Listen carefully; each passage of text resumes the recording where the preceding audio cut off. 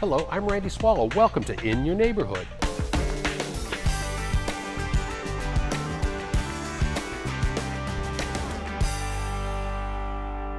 For the next half hour, we're going to talk county issues, District F issues, and we'll be joined by a special guest, a councilman from the city of Las Vegas later on.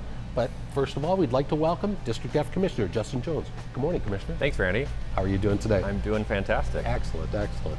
We're here at Area 15, described as an experiential retail and entertainment complex and much more.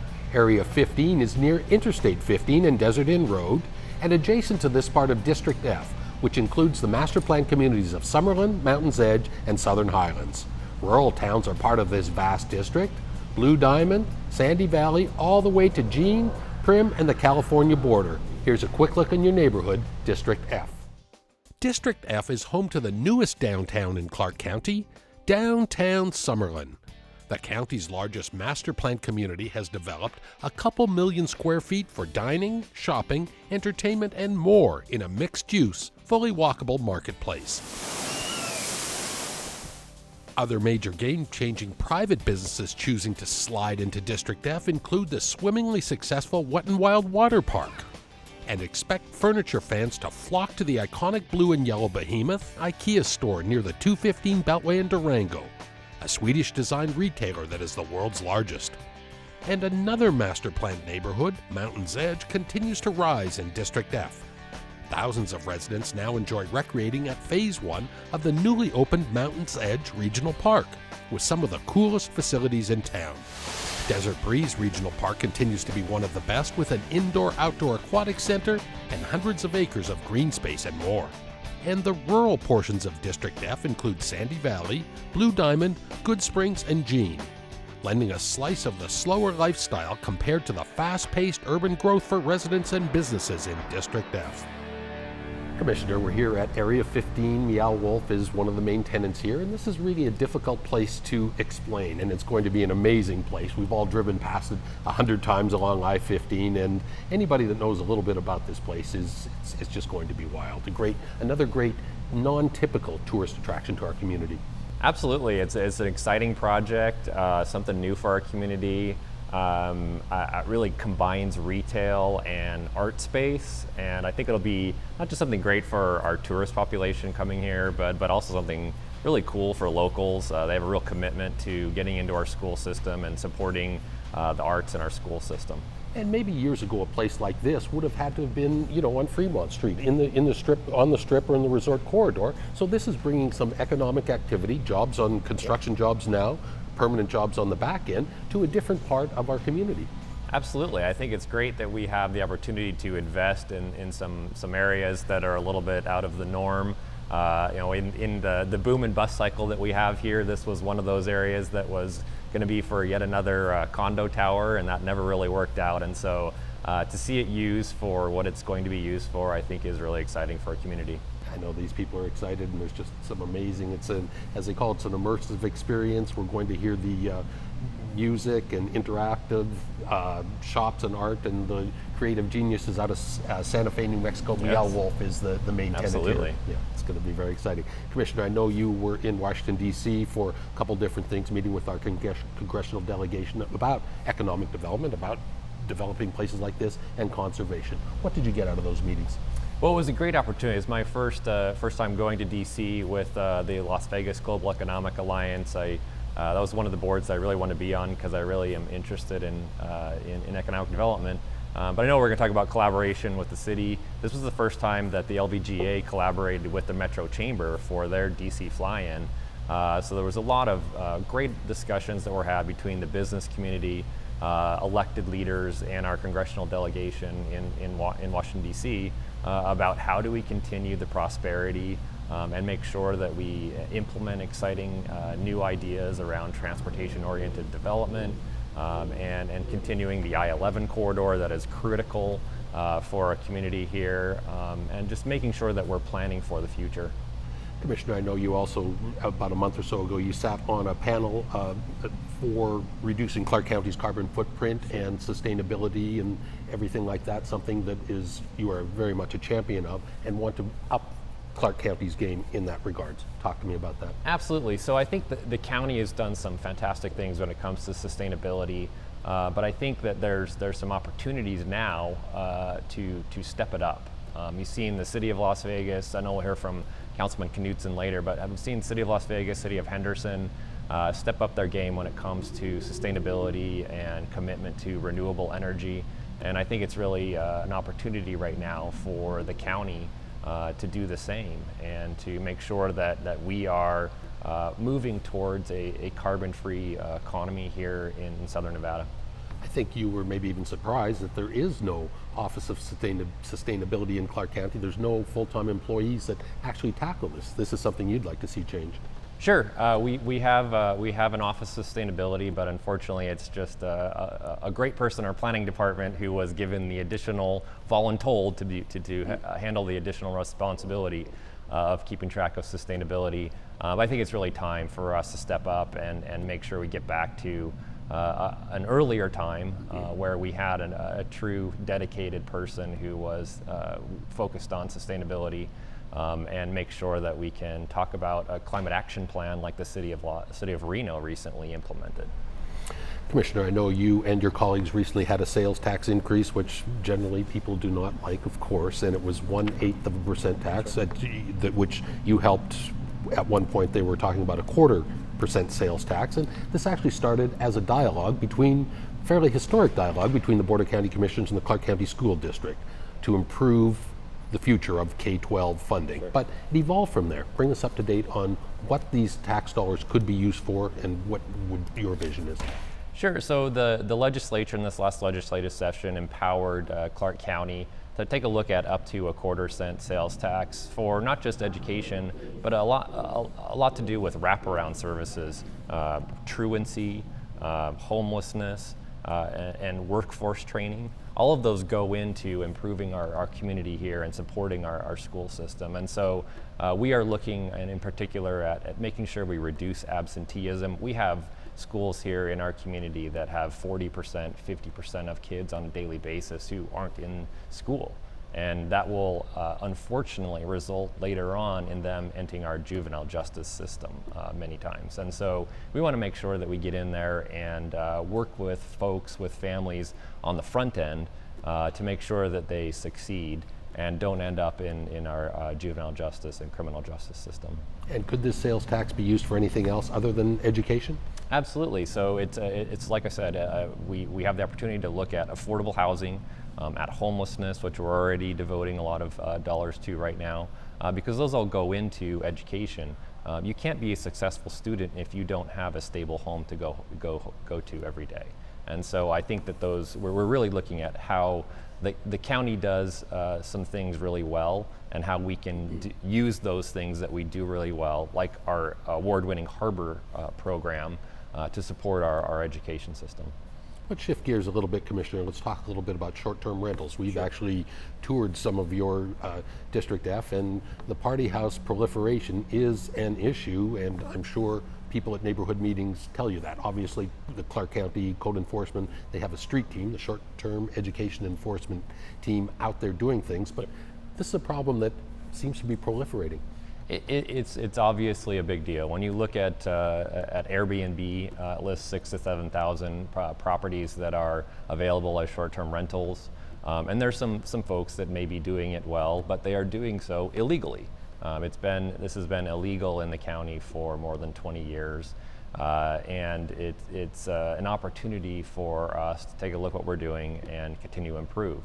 So last year, for example, the County Commission devoted additional resources to make sure that we can address needs on weekends and at night where they didn't have folks who could do that. And then this last month, we also changed our ordinance to allow for the fines that we've been assessing to be moved over onto the tax rolls. So a lot of times what you have is you have a short-term rental operator who is fined for operating illegally, but they don't care. They're making so much money every week by renting out these party houses that they don't have to worry about whether there's been fines. And so this will at least give us an additional enforcement tool. Commissioner, I know you live in the Mountains Edge area. Let's talk a little bit about that part of District F. Sure. And I know you recently, there's a much needed road, one of many road improvement projects, widening of Durango from Blue Diamond to Windmill. This is going to help people and travel across the southwest part of the valley. Absolutely. So, we have this situation in the southwest part of town where we have development that's been there for a long time. And then sort of a leapfrog where we have airport flyover land and some rural neighborhood preservation. And then we have the master plan communities of Southern Highlands, Mountains Edge, and Rhodes Ranch. And unfortunately, that means that when folks want to get from one side of the valley to the other, it's challenging. And so Durango has been a priority of the folks in the Southwest for a long time. And I'm very happy to say that it's happening and will be completed in the spring. And there's going to be additional projects that are coming online in the next year or two to make sure that people can get where they want to go. Part of the Spring Valley 5-year project list, some 40 roadway projects. Many of those will be in District F. When two things, short term, that means there's going to be construction of Norring cones and irate motorists, but long term, we've got safer streets and much easier travel time. For sure. Obviously, nobody loves the cones, but I think that if people know that in 7-8 months, they can actually get from A to B in an orderly fashion, then that's what they want to see. Part of the overall county planning starts at the township level, at the planning level, and I know enterprise land use is something that must be updated every few years. You're right in the middle of this. You're holding public meetings. What type of feedback? What do you want to see this area look like? Well, I think what I want it to look like is what the people in my district want it to look like, and that is more orderly development. I think too often we have non-conforming zone changes that come before us on the zoning commission. People complain about spot development, that it seems to change on a daily or weekly basis. And I think the master plan is really the opportunity for the community to come and express their opinions at open houses. We're coming up on the second of 3 open houses. To make sure that we do it in an orderly way. One component I know you'd love to see in that part of Clark County is improved public transportation. It's almost a public transit desert, I read somewhere. Yep. But talk to me about that. Sure. So we haven't had really much in the way of new bus service for quite some time in Southern Nevada. The RTC continues to operate with a dwindling transit budget. Most transit operators around the country run a deficit, and so we have to look at additional opportunities for funding transit. About half of my district, about 175,000 people, don't have access within a mile of any public transit whatsoever, and it's a problem because it's not just people who want to ride the bus to go to work. It's also paratransit is tied to the fixed lines, and so I have people on a regular basis who are looking for opportunities to get from their homes to facilities, and they can't do so through public transit. And so that is a priority of mine. I am optimistic in my discussions with RTC that there'll be some improvements, some expansion in the next year. All right, we'll look forward to that. We must take a short break. We'll continue in your neighborhood with District F Commissioner Justin Jones. Stay tuned.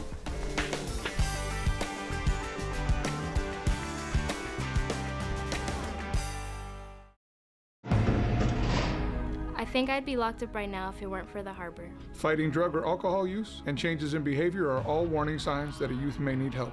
I got in a fight and got expelled from school, and my mom took me to the harbor for help. The harbor is a safe haven for troubled kids and their families. The goal is to give them resources so problems don't escalate. We know kids in crisis can become adults in crisis. Prevention and early intervention work. They helped me get my life back on track. Sometimes you just need a fresh start. The harbor offers hope and second chances. Welcome back to In Your Neighborhood. We are joined by a special guest, City of Las Vegas Ward 1 Councilman Brian Knudsen. The councilman was elected earlier this year after working for the state and in Las Vegas city government for more than 15 years. Ward 1 is located primarily in the central part of the valley, some of which overlaps Commission District F. Are you confused? Well, we've got some answers, and the gentlemen that represent these areas here. Councilman, collaboration between the city and the county is something that it doesn't seem to be necessarily a new chapter, and it's not like there's been a bad relationship between the two jurisdictions, but you want to take it to a different level and collaborate on many issues, such as transportation, homelessness, and tourism, which affects everybody. Yes. Yeah, and I appreciate being on the show, and thank you to the commissioner and you, Randy, for letting me be here. This area overlaps, and so what I've learned campaigning was a new experience for me, but knocking on doors, what I found is that people didn't know if they lived in the city or the county, and I feel it's my job to represent their interests, and they don't care if they're City of Las Vegas residents or county residents, and technically they're both. And so I think it's incumbent upon myself to reach out and extend the olive branch, and while it may not be a bad relationship, we can make it a lot better. And so whether it be around transportation or homelessness or arts and culture, I'm grateful to sit here today because I think it signifies to our community that the city and county can work together, and there's lots of opportunities. So I'm excited to talk about that, and having almost a brand new commission, there's lots of opportunities, and now that we have a brand new city council too. 3 new commissioners, 3 new city councilmen. Commissioner, how do you answer that same question when people say Clark County, City of Las Vegas, jurisdictional boundaries? How do you answer that type of? Well, same experience as Brian. When I've talked to folks, they don't know, nor do they care whether they're in the City of Las Vegas. They just want to have their concerns heard and addressed. And so if someone calls my office and they have a concern, and they live in the City of Las Vegas. Most of my district is unincorporated Clark County, but I do share part of my district with Councilman Knudsen. And so we just need to work together to make sure that whatever their concerns are, that we address those concerns, and we need to do it in a collaborative way. Too often we get into these turf wars, and the turf wars are dumb, and it's time to move on from there and to make sure they're working together. This being one of the places, this Area 15 is actually going to be a City of Las Vegas, a tourism improvement district. What does that mean, Councilman? So essentially it's a designation from the state and the county and the city that would allow for the revenue that's generated here, the taxes associated with it, to be reinvested back into the property, so that it makes it appropriate for this developer to come in and build an amazing structure like this. It makes it financially prudent for them to do so. And the goal is to bring more people into Las Vegas, people from outside of the valley spending money that can be reinvested back into the community, back into schools, back into parks, back into our public safety systems. So that's the goal of the City of Las Vegas, is to bring more people into the valley. It benefits everybody by making this a special tax improvement district. It brings incentive to the developer to do something like this. As far as the homeless situation goes, Commissioner, this obviously is a regional problem, and the county has done a few things this summer and this spring to help spend some money to help eliminate that problem. How can we work with the city and other jurisdictions to help tackle homelessness? Well, obviously the county has invested about $12 million additional dollars from what we're already investing through social services in addressing our homeless issue. But again, homelessness is not a city or county issue. It's something that we have to work on together. One of the first things I did when I came into office, the county, was to go to the city's courtyard project to meet with then Councilman Bob Coffin and bring together my staff and his staff to really talk through some of the concerns that we had and look at opportunities for working with the city on its courtyard project, but also in improving our available services. So we're excited for the opportunities.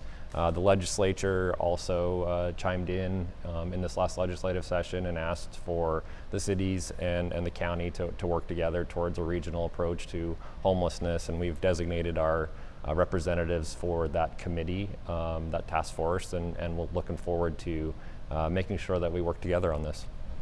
Let's talk a little bit about the medical district, which I know is in Ward 1. You've obviously got the Rubo Center, the dental school, and UNLV's medical school coming on board, which is very exciting, and it's nice to have these things in an area. And again, this is in the city, but again, a county resident, a Henderson resident, they don't care where this is located, right?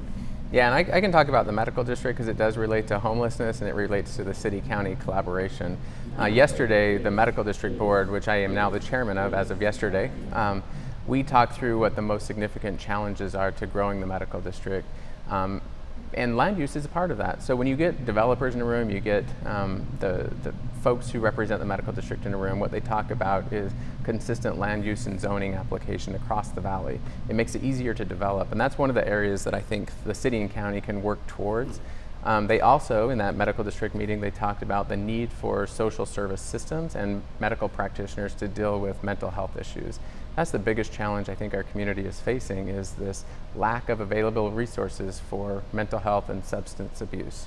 And so we see a growing number of homeless individuals on the streets, and we need to provide resources for them so that they can come out of that situation and into housing. That's where the city and county can really work together, is making sure the practitioners are available, the mental health professionals, the substance abuse professionals, and develop a regional strategy around that approach, as well as sheltering and housing individuals. That has everything to do with the medical district, city-county collaboration, and the homeless situation. Well, I think definitely the county has a vested interest in the medical district of succeeding. UMC Hospital is a county-run hospital, and we have invested a lot of resources into that facility, and will continue to invest a lot of resources in that facility, and making sure that it provides the high level of service that it has for our valley. It's the only level 1 trauma center in not just Southern Nevada, but the entire region. And we need to make sure that we work together to make sure it succeeds and serves the needs of our population.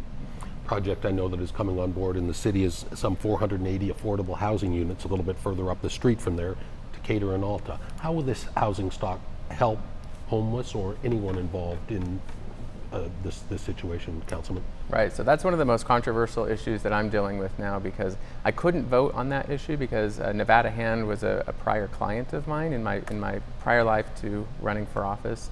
I think it's a really good addition to our community. It is 480 units, 240 are senior housing, 240 are multifamily housing, right on the corner of Alta and Decatur and Meadows and Decatur.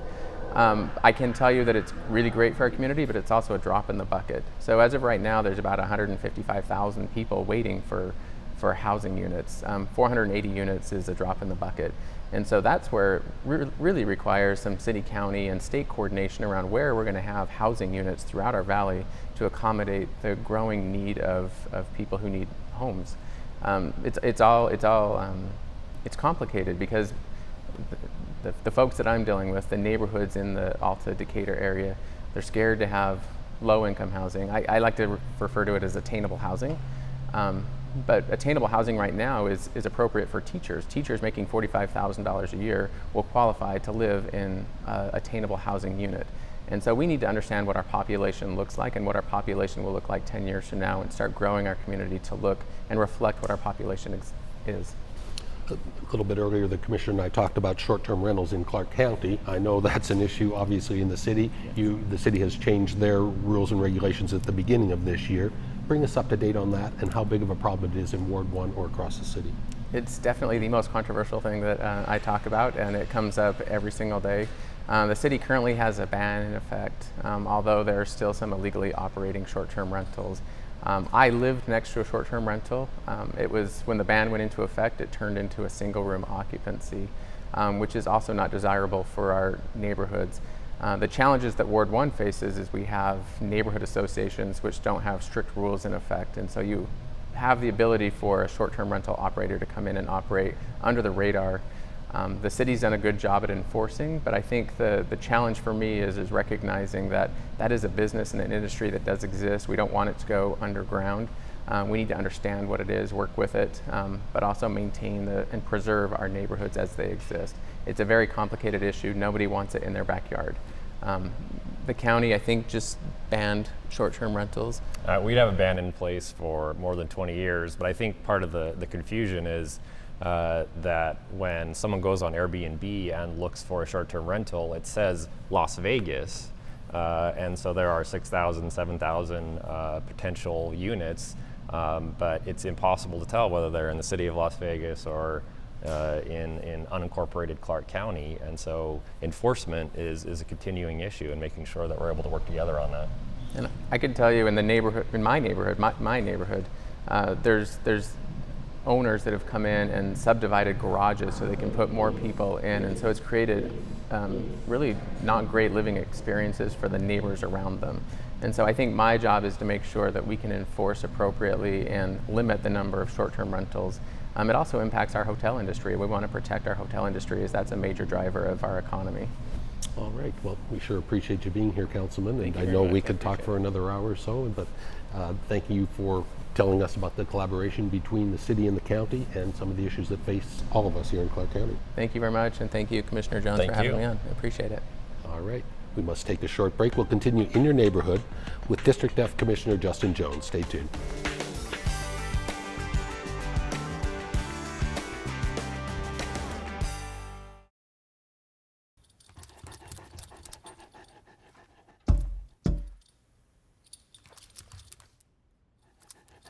There's a shelter pet who wants to meet you.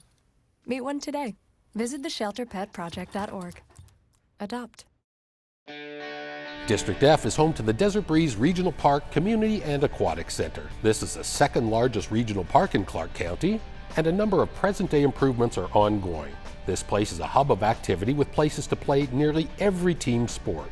This is the site of one of the county's first ever dog parks, and dogs are the special invited guests during the last day of outdoor pool season. The Indoor Aquatic Center offers year-round classes, water aerobics, and free swim opportunities. Many outdoor events and concerts take place here, but the wide open spaces provide plenty of space for a picnic, a stroll, or just a quiet time under a shade tree. Desert Breeze is located at DI and Durango in District F, and speaking of District F, we're talking with the man that represents the area, your Commissioner, Justin Jones. Just down the street from Desert Breeze is now Little Ethiopia on Decatur, a new cultural designation. Talk to me about that, Commissioner. Absolutely. So my friend and colleague from the Assembly reached out to me and suggested that we have a designation for Little Ethiopia. And there wasn't any policy in Clark County for how to designate those types of areas. And so we had the opportunity to bring it up, and we'll be advancing a policy for designating cultural areas like Little Ethiopia. Assemblyman Asefa has really been spearheading that effort. I'm proud to be working with him. If you ever had Ethiopian food, it's tremendous, it's delicious, and I think we have an opportunity to really highlight the cultural resources that we have here in Southern Nevada, and I think it will just lead to other important areas. Obviously, we have Spring Mountain just down the road from where we are right now. That has always been a cultural hub for Asian American communities, and I think this will give an opportunity to other cultural communities to really highlight their resources. And a couple parks coming in your district, Commissioner, the Patrick and Teepee Park. I know you've held a number of meetings out there. It's going to be a 10-acre park, some amazing amenities, but again, going to the community to help them design, give you a few other ideas of what should be in that park? Sure. We've already had 2 community meetings. People have got the opportunity to actually vote for the equipment, for the facilities that they want to see out there. That particular park is exciting because there's an existing wash that runs through it. And so rather than just pave over it or put grass over it, we're really working hard to incorporate that in as a feature so that if you take your kids to the park, it'll have some interpretive information over there to learn about our interesting system of flooding and washes here in Southern Nevada. And on the other, something a little bit higher, I know you've got the Southwest Ridge Park and Trails, which is about 40% complete here, and I think people are going to be amazed by the scenic vista and how that's going to be one of the most beautiful parks in our entire valley. Absolutely. So a lot of times we have our parks and they're fairly flat. This is going to be an exciting one where we incorporate in the hillside, we incorporate in trails that will go and you can do a nice loop up into the surrounding mountains in the southwest part of town. Really looking forward to that being a resource for folks to go and enjoy our trail system. Thank you for bringing us up to date. I know we could talk for another hour or so, but we'll let you get back to work. Thank you, Commissioner. Thanks, Randy. That wraps up this edition of In Your Neighborhood. Thanks to Las Vegas City Councilman Brian Knudsen for joining us. We appreciate our friends here at Area 15 for hosting us, and Commissioner Justin Jones for taking time to tell us about the area he calls home and represents as your elected official, District F. If you have any questions about this show or ideas for upcoming segments in your neighborhood, call me. I'm at 702-455-6357 or send an email to rsw@clarkcountynv.gov. Thanks for tuning in to Clark County Television. On behalf of our production staff, I'm Randy Swallow. We'll see you again next time in your neighborhood.